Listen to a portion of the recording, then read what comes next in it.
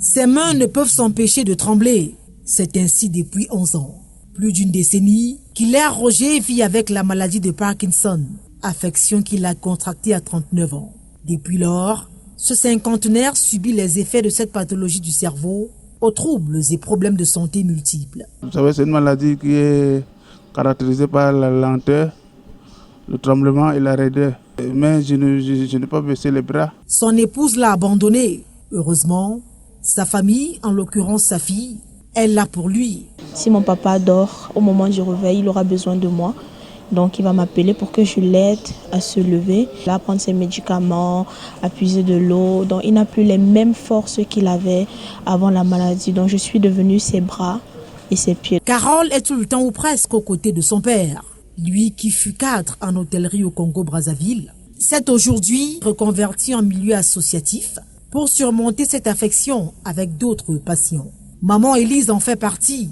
Cette enseignante à la retraite de 75 ans aussi est une victime de la maladie de Parkinson depuis 6 ans. Quand ça a commencé à me donner de l'insomnie, incapable de marcher là, et c'est de là que on a découvert vraiment que j'ai commencé le massage.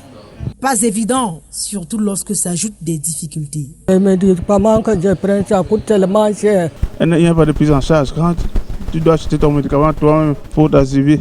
Un frein au traitement, même si le spécialiste se veut rassurant quant à la disponibilité des médicaments. C'est un médicament qu'on appelle la dopamine qui est disponible au Cameroun et surtout nous avons de plus en plus de neurologues qui sont formés. La proximité du malade avec ses proches, également prescrite dans le suivi médical, le cerveau étant touché. La maladie de Parkinson, c'est une maladie neurologique, donc qui est dite neurodégénérative. En fait, elle est due à la destruction de certains neurones du cerveau qu'on appelle les neurones dopaminergiques. Donc, ce sont des neurones qui sécrètent une substance, la dopamine, dont le rôle est d'aider à fluidifier les mouvements. On ne guérit pas de cette maladie, mais on vit avec. La cause exacte n'est pas encore connue, contrairement aux facteurs de risque tels les antécédents génétiques et l'exposition à certains pesticides. Nous sommes tous de potentiels patients qui s'ignorent.